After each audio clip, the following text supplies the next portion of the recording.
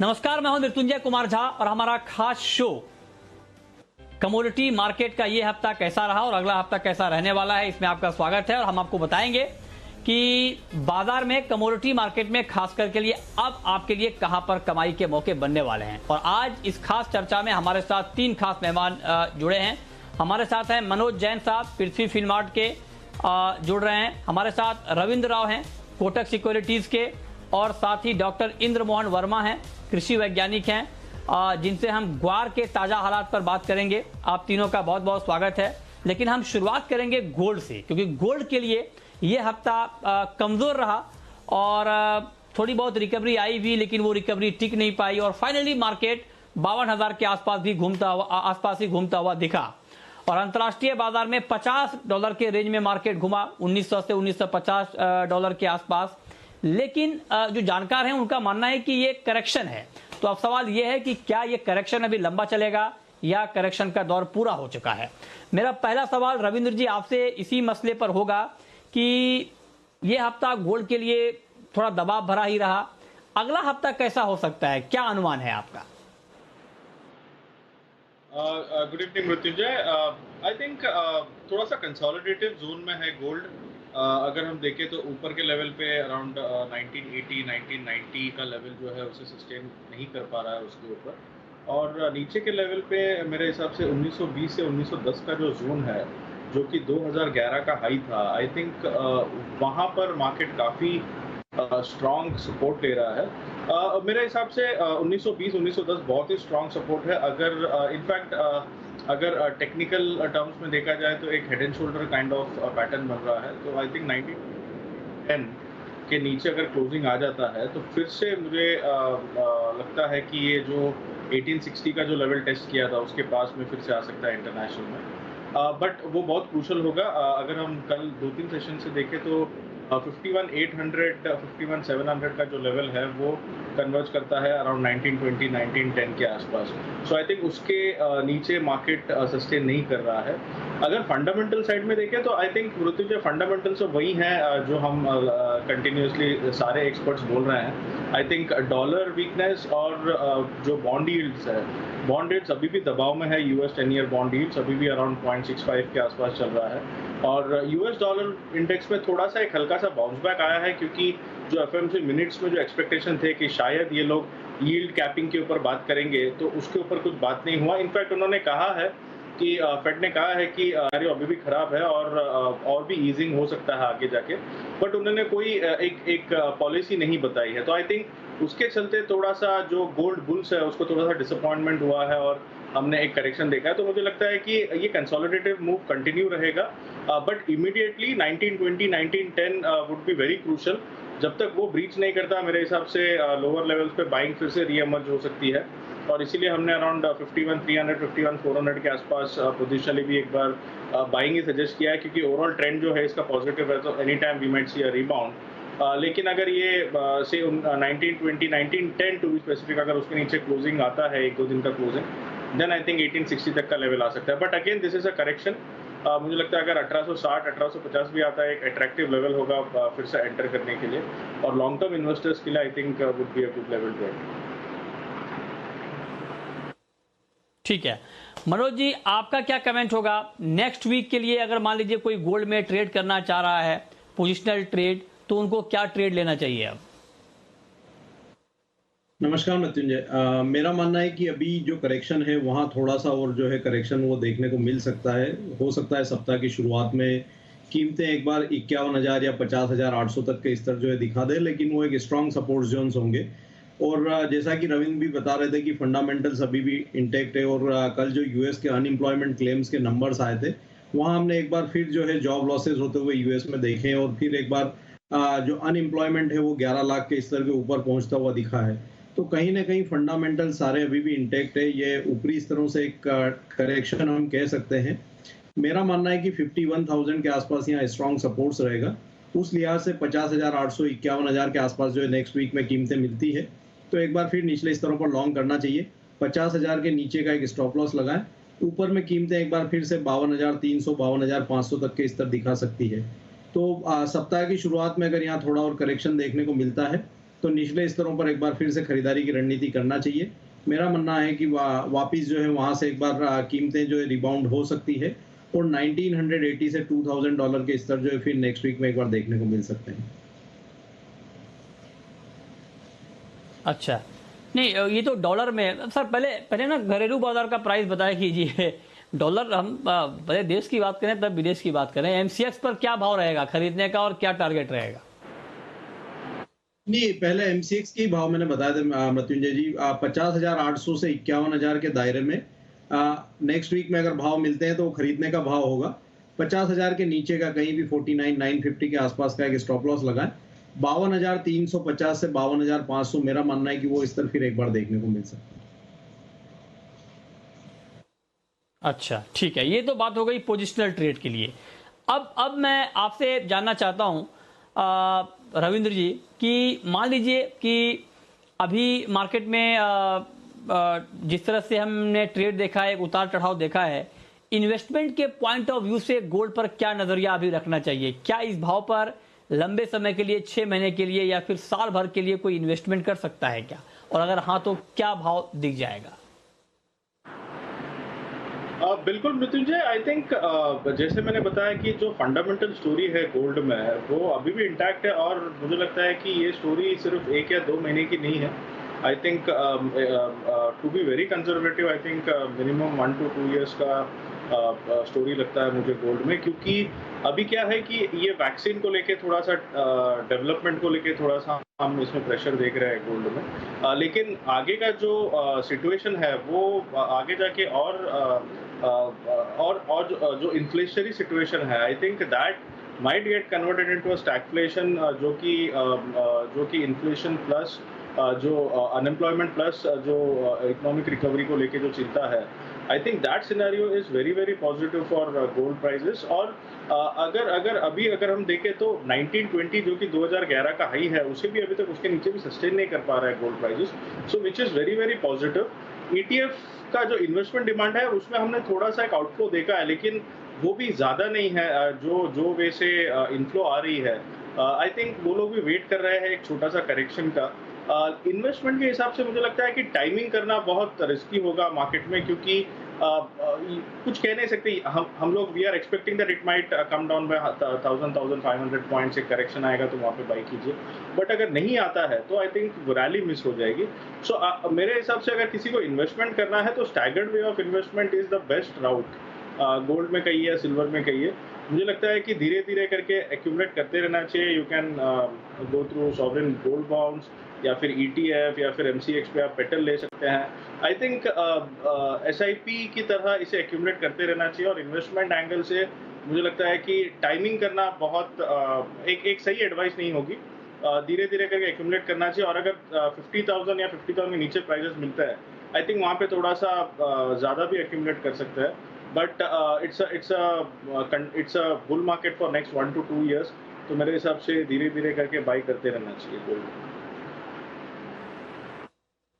अच्छा, ठीक है, तो आप कह रहे हैं कि बुल मार्केट तो है, धीरे धीरे कर बाइंग करते रहना चाहिए। आपका क्या नजरिया है और आपकी क्या राय होगी मनोज जी, इन्वेस्टर के लिए? ट्रेडर के लिए आपने बता दिया कि पोजिशनल ट्रेड कैसे लेना है, लेकिन जो निवेश करना चाहते हैं गोल्ड में अभी भी, उनके लिए आपका क्या सुझाव है, कैसे निवेश करें?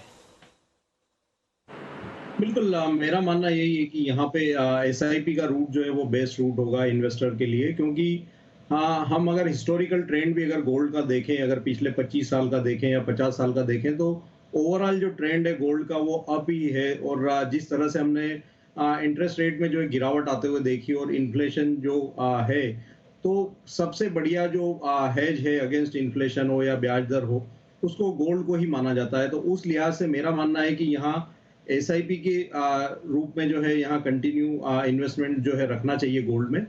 Over the period of time मेरा मानना है कि यहाँ बेहतर रिटर्न्स अभी भी गोल्ड में देखने को मिलेंगे। जिस तरह से ग्लोबल इकोनॉमी में जो प्रेशर देखने को मिल रहा है या जियोपॉलिटिकल टेंशंस जो देखने को मिलते हैं बार बार, तो उस लिहाज से यहाँ लंबे अवधि में भी जो है सोने में बेहतर रिटर्न देखने को मिलेंगे। तो बिल्कुल यहाँ SIP का रूट जो है वो प्रेफर्ड रहेगा। और यहाँ हर गिरावट पे स्ट्रिगर्ड वे में जो भी लंबी अवधि के निवेशक हैं उनको खरीदारी का नजरिया रखना चाहिए। और क्या क्या टारगेट क्या है आपका लंबे समय के लिए, मान लीजिए 1 से 1.5 साल के लिए, मनोज जी? मेरा मानना है कि 1 से 1.5 साल का अगर हम नजरिया लेकर के चलें तो इंटरनेशनल मार्केट में $2300 पर ट्राई आउंस तक के स्तर देखने को मिलेंगे। वहीं अगर भारतीय बाजारों की बात करें तो मेरा मानना है कि यहाँ 60,000 से 62,000 तक के स्तर भी यहाँ देखने को मिल सकते हैं। तो वर्तमान स्तरों से भी यहाँ 10 से 15% के रिटर्न जो अगले 1 से 1.5 साल में देखने को मिल सकते हैं। 10 से 15% का रिटर्न आप कह रहे हैं कि 1 से 1.5 साल में गोल्ड में मिल सकता है, इसको देखकर आप निवेश कर सकते हैं। ये बात हो गई गोल्ड की। अब बात कर लेते हैं सिल्वर की, चांदी की। और चांदी का मार्केट अगर आप देखें तो बहुत ज़्यादा वोलेटाइल है और इस हफ्ते मार्केट बहुत ज़्यादा उतार चढ़ाव के साथ ट्रेड करता रहा और बड़ी गिरावट भी रही, बड़ी तेज़ी भी रही। तो ऐसे में पहले मैं ट्रेडिंग के पॉइंट ऑफ व्यू से पूछूंगा रविंद्र जी कि अगले हफ्ते के लिए अगर किसी को चांदी में ट्रेड करना है, पहला सवाल तो ये कि क्या करना चाहिए ट्रेड, और अगर आपको लगता है कि हाँ कर सकते हैं तो कैसा ट्रेड लिया जाए? वेल मृत्युंजय, आई थिंक दो टाइप में ट्रेड ले सकते हैं। एक तो हमने देखा है, जैसे मैंने आपको गोल्ड में बताया कि 51,800 51,700 तोड़ नहीं रहा है। सिमिलरली अगर सिल्वर को देखें तो सिल्वर में इंटरनेशनल में $26.50 और इंडियन मार्केट में 66,000 से 66,200 का जो लेवल है वो बहुत स्ट्रांग है। कल भी 66,400 का सपोर्ट लिया मार्केट ने एंड ये ऊपर में फिर से 68,000 हाफ तक चला गया। ये मैं सितंबर कॉन्ट्रैक्ट की बात कर रहा हूँ। तो आई थिंक दो टाइप का ट्रेड ले सकते हैं। एक तो अगर 66,200 ब्रीच नहीं होता तो करंट लेवल पे बाई कर सकते हैं 66,000 के स्टॉप लॉस के साथ। लेकिन अगर 66,000 ब्रीच होता है तो फिर मुझे लगता है कि वहाँ से और एक 2,000 पॉइंट की फॉल आ सकती है टुवर्ड्स 64,000 65,000 के आसपास। तो वो एक काफ़ी अट्रैक्टिव लेवल होगा, क्योंकि इंटरनेशनल में भी it will be somewhere around $26 से $25.50, जो कि बहुत ही अच्छा लेवल है बाइंग के लिए, क्योंकि वो एक ब्रेकआउट जोन था। और ऊपर में हम फिर से 69,000 से लेके 71,000 के लेवल फिर से एक्सपेक्ट कर सकते हैं। तो आई थिंक दो टाइप के ट्रेड ले सकते हैं। एक तो जब तक 66,000 66,200 होल्ड करता है तब तक आप बाई कीजिए। अगर उसके नीचे निकल जाता है तो फिर वेट कीजिए एक फॉल के लिए 2,000 3,000 पॉइंट्स का, और 65,000 64,000 पे फिर से री एंट्री कर सकते हैं और इसमें आप स्टॉप लॉस करीब 62,000 का लगा सकते हैं। ठीक है, आपका क्या व्यू है मनोज जी? पोजिशनल ट्रेडर के लिए आपकी एक राय क्या है? सिल्वर के ऊपर किस लेवल पे ट्रेड लिया जाए, कहां पर स्टॉप लॉस लगाएं और क्या टारगेट रखें? मेरा मानना है कि यहाँ लॉन्ग का ट्रेड लेना चाहिए और 65,000 के स्तर जो एक आइडियल लेवल होंगे खरीदारी के लिए नेक्स्ट वीक के लिए। हमने देखा है कि 65,000 के स्तर से जो है यहाँ बार बार हमने पिछले 2-3 बार जो है कीमतों को ऊपर आते हुए देखा है और 69 से 70,000 के दायरे में यहाँ रेजिस्टेंस देखने को मिल रही है। तो 65,000 के आसपास यहाँ खरीदारी कर सकते हैं। 63,000 का एक स्टॉप लॉस लगा है। 69,000 तक का यहाँ लक्ष्य देखने को मिल सकता है। सिल्वर में एक इम्पॉर्टेंट चीज ये है कि यहाँ प्रीशियस मेटल्स में जिस तरह से जो है प्रॉफिट टेकिंग देखने को मिल रही है, लेकिन सिल्वर जो है निचले स्तरों पर सपोर्ट ले रही है। कहीं ना कहीं जो इंडस्ट्रियल मेटल वाली जो थ्योरी है वो यहाँ प्ले करती हुई दिख रही है। और ये वीक में चाइना की तरफ से जो लिक्विडिटी इन्फ्यूजन हुआ था उसके चलते भी यहाँ सारे इंडस्ट्रियल मेटल को सपोर्ट मिला है। तो कहीं ना कहीं सिल्वर के लिए वो लोअर लेवल पे सपोर्ट जो है रहेगा 65,000 के स्तरों पर। तो मेरा मानना है कि थोड़ा और डीप मिलता है तो यहाँ लॉन्ग की रणनीति रखना चाहिए। 69,000 से 70,000 के रेंजेस में यहाँ प्रॉफिट बुकिंग की रणनीति रखना चाहिए। ठीक है रविंद्र जी, अब ये तो ट्रेडिंग की बात हो गई। अब मैं इन्वेस्टमेंट की बात आपसे पूछ रहा हूं। बहुत सारे लोग ये कह रहे हैं कि चांदी रिटेल इन्वेस्टर के लिए नहीं है, तो आपका सुझाव क्या होगा? अगर कोई मान लीजिए 1 किलो 2 किलो 3 किलो चांदी खरीदना चाह रहा हो तो क्या उनको निवेश के लिहाज से लेना चाहिए या नहीं लेना चाहिए? क्या सुझाव है आपका? बिल्कुल लेना चाहिए मृत्युंजय, क्योंकि मुझे नहीं लगता है कि I think it is a wrong theory कि रिटेल इन्वेस्टर्स के लिए चांदी नहीं है। देखिए, एक रीजन ये है कि पिछले बार जो भी 75,000 के आसपास जिन्होंने भी लिया था वो अभी भी इसमें अटके हुए थे, और 75,000 अभी जब भी रेट आया था तो सब most of the retail investors have started to sell it, क्योंकि लोग ये एक्सपेक्ट कर रहे थे कि पिछले बार भी 75,000 से एक शार्प फॉल आया था। लेकिन हमें ये देखना चाहिए कि इंटरनेशनल प्राइसेस जो है वो पिछले बार 2011 में जब भी चांदी का भाव 75-76,000 के आसपास आया था, तो इंटरनेशनल प्राइसेस वर एट $48, और अभी अगर देखें तो अभी इंटरनेशनल प्राइसेस आर एट $26-27। तो इंटरनेशनल में अभी भी 50% अप मूव का एक एक्सपेक्टेशन है। तो अगर उस लिहाज से चांदी का भाव देखें तो it should go to somewhere near 90,000 to 1 lakh. तो मेरे हिसाब से बिल्कुल इन्वेस्ट करना चाहिए, और जैसे मैंने गोल्ड में बताया कि सिल्वर के मार्केट को भी टाइमिंग नहीं करना चाहिए। आप सिल्वर में खाली एक डिसएडवांटेज ये है कि ETF की मार्केट नहीं है इंडिया में। इंटरनेशनल में ETF की बहुत बड़ी मार्केट है, बट फिर भी I think there are different avenue, जैसे कि एक तो फिजिकल में आप बाई कर सकते हैं, दूसरा आप MCX पे जो सिल्वर मिनी कॉन्ट्रैक्ट है या सिल्वर माइक्रो कॉन्ट्रैक्ट है जिसमें 1 किलो का भी डिलीवरी मिलता है, आई थिंक वहाँ पे आप डिलीवरी ले सकते हैं। तो मेरे हिसाब से बिल्कुल इन्वेस्टमेंट करना चाहिए। और जो थियरी है कि silver is not for retail investors, I don't think. Yes, थोड़ा सा वोलेटाइल कमोडिटी है, बट अगर उसका प्रॉपरली एक स्टडी करके उसे एक लॉन्ग टर्म तरीके से अगर होल्ड किया जाए तो आई थिंक एक बहुत ही अच्छा रिटर्न मिल सकता है। आप यही साल में देखिए, it has given around 60-65% return, तो यहाँ से और भी अप मूव लग रहा है हमें। तो आई थिंक स्टैगर्ड वे में इसमें भी लेना चाहिए, और 1 किलो के हिसाब से आप इसमें पोजीशन बना सकते हैं। ठीक है, ठीक है। आपका ईयर एंड तक का क्या टारगेट है मनोज जी, सिल्वर के ऊपर, चांदी के ऊपर? ये ईयर एंड में मेरा मानना है मृत्युंजय जी की फिर से एक बार कीमतें 80,000 तक के स्तर जो है दिखा सकती है। तो यहाँ बिल्कुल इन्वेस्टर को उस लिहाज से स्टेगर्ड वे में, जैसा रविंद्र भी बता रहे थे, तो इन्वेस्टेड रहना चाहिए। आगे अगर इंडस्ट्रियल डिमांड यहाँ पे बढ़ती है, जिस तरह से लिक्विडिटी इन्फ्यूजन जो है ग्लोबल इकोनॉमी में हो रहा है, तो कहीं ना कहीं इंडस्ट्रियल मेटल्स जो है वो लाइमलाइट में रहेंगे अगले 1 से 2 सालों तक। तो उस लिहाज से भी यहाँ पे चांदी जो है एक बेहतर निवेश साबित हो सकता है। तो यहाँ पे एक्यूमुलेशन जो है वो करना चाहिए एवरी डीप पर, और अच्छे रिटर्न्स जो है यहाँ चांदी में जो है आने वाले समय में फिर देखने को मिल सकते हैं। बात करते हैं एग्री मार्केट की, और एग्री मार्केट में हम बात करेंगे ग्वार की। 4 महीने में ग्वारगम के दाम 30% तक बढ़े हैं और 6400 रुपए के ऊपर आ गया है ग्वारगम का भाव। कहा यह जा रहा है कि जो उत्पादन है ग्वार का वो बहुत कम होने की आशंका है इस साल बारिश की कमी की वजह से। तो मनोज जी, आपका क्या नजरिया है ओवरऑल ग्वार? पहले मैं फंडामेंटल की बात कर रहा हूं आपसे कि ग्वार के फंडामेंटल अभी आपको कैसे दिख रहे हैं, और तेजी मुमकिन है अभी ग्वार में? बिल्कुल मृत्युंजय, ग्वार सीड और ग्वार गम दोनों में ही वर्तमान स्तरों से भी यहाँ तेजी देखने को मिल सकती है, क्योंकि जिस तरह से खबरें निकल कर आ रही है कि जो सोइंग के नंबर्स हैं वो लगभग 25 से 30% कम है इस साल में, और जो सोइंग जो रीजन है वहाँ पे बारिश में भी जो है काफ़ी डेफिसिट देखने को मिला था। तो उसके चलते कहीं ना कहीं क्रॉप को जो है नुकसान की खबरें भी निकल कर आ रही है। दूसरा, अगर हम कच्चे तेल की बात करें तो कीमतें इंटरनेशनल मार्केट में स्टेबल होती हुई दिख रही है, और जिस तरह से सऊदी अरेबिया की तरफ से भी स्टेटमेंट निकल कर आया था कि ये ईयर एंड तक जो है डिमांड वो प्री कोविड लेवल तक पहुंच सकती है, तो कहीं ना कहीं कच्चे तेल की कीमतों में स्टेबिलिटी देखने को मिल रही है। तो आने वाले समय में जो एक्सपोर्ट डिमांड है ग्वारगम का वो भी बढ़ता हुआ दिख सकता है, तो यहाँ कीमतों को सपोर्ट मिलेगा। मेरा मानना है कि यहाँ आगे जो रुझान है वो बढ़त का ही रहेगा, और वर्तमान स्तरों से भी यहाँ आने वाले समय में 5 से 10% के जो गेन्स हैं वो अगले 3 से 4 महीने में देखने को मिल सकते हैं।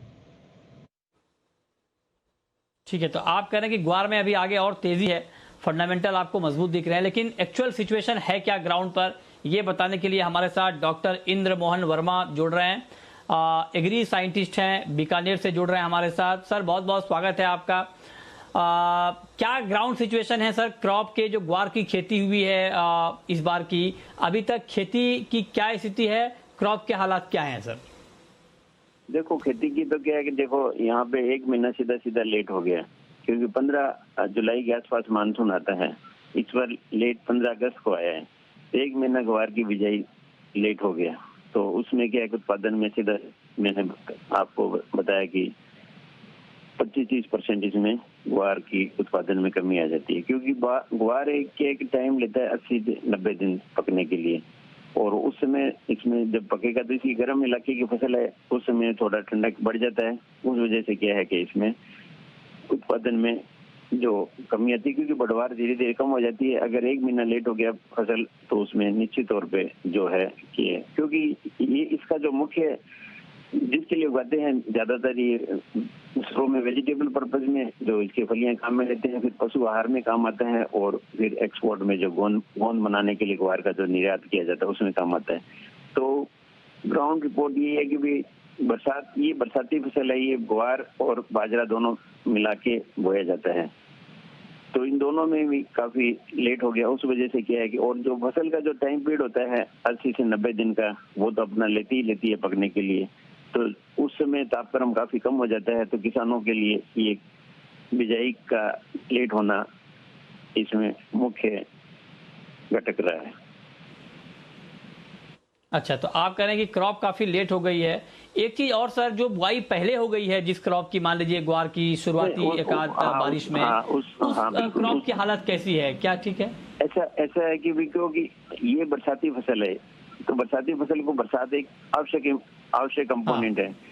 तो क्या है कि जिनने पानी लगा के भेजा है, तो उसमें टेम्परेचर बहुत हाई रहता है। हाई रहने से क्या है कि इसमें एक बीमारी आती है, विल्ट जिसको कहते हैं, पौधे सूख जाते हैं तुरंत ही, क्योंकि उससे भी काफी मात्रा में जो एक बार जो पहले लगाया था उसमें जो फसल काफी नष्ट होगी, तो उसमें भी उत्पादन में काफी फर्क पड़ गया, क्योंकि गर्म हवा चलती है, ये इलाका गर्म है, और बरसात नहीं होती जब तक इसकी बढ़वार, इसकी जो फूल और फल बनने की जो स्थिति है और पौधे की जो बढ़वार है वो नहीं आती, क्योंकि फूल के लिए एक निश्चित टेम्परेचर चाहिए और बढ़वार के लिए एक निश्चित टेम्परेचर चाहिए। वो क्या है कि नहीं मिलने के कारण में, और गर्म इलाका है, गर्म इलाके में क्या है कि जो गर्म लू चलती है और उसके साथ जो हवा, उसके साथ मिट्टी जो उड़ती है, वो इसको ज्यादा नुकसान करती है। उससे क्या है कि विल्ट रोग लग जाता है।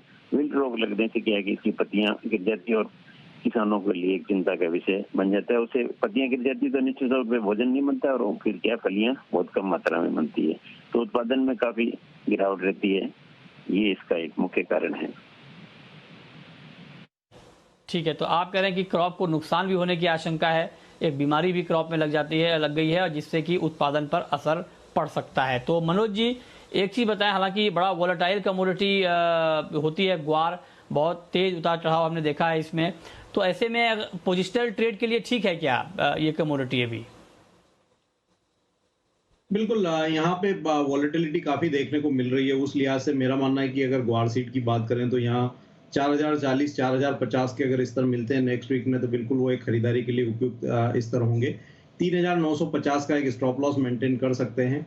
मेरा मानना है कि 4000 के स्तर यहाँ कमोडिटी काफी समय से होल्ड कर रही है, तो वो एक अब स्ट्रॉन्ग सपोर्ट कमोडिटी के लिए बन चुका है। 4250 से 4300 तक के स्तर यहाँ नेक्स्ट वीक में एक बार देखने को मिल सकते हैं, तो बाय ऑन डीप का रणनीति रखना चाहिए। वहीं अगर ग्वार गम की बात करें तो यहाँ भी 6250 से 6200 के रेंजेस में काफी स्ट्रॉन्ग जो है सपोर्ट्स देखने को मिल रहे हैं, तो उस लिहाज से 6280 के स्तरों पर यहाँ भी खरीदारी कर सकते हैं। 6150 का एक स्टॉप लॉस लगाएं। 6600 से 6650 तक के स्तर यहाँ भी देखने को मिल सकते हैं। ठीक है, तो आप कह रहे हैं कि ग्वार में अभी खरीदना ठीक रहेगा, ग्वार सीड में भी और ग्वार गम में भी, क्योंकि फंडामेंटल आपको मजबूत दिख रहे हैं। आपने साइंटिस्ट को भी सुना, वो भी कह रहे हैं कि ग्वार की क्रॉप की स्थिति बेहतर नहीं है, क्रॉप कम है और क्रॉप को नुकसान भी है। देखते हैं आगे क्या हालात होते हैं। बहुत शुक्रिया मनोज कुमार जैन जी आपका, रविंद्र जी आपका, और साथ ही डॉक्टर इंद्र वर्मा आपका हमारे साथ जुड़ने के लिए और बताने के लिए कि किस तरह के हालात अभी कमोडिटी मार्केट के हैं, क्रॉप के हैं, और आगे क्या हालात हो सकते हैं। तो फिलहाल इस खास शो में इतना ही।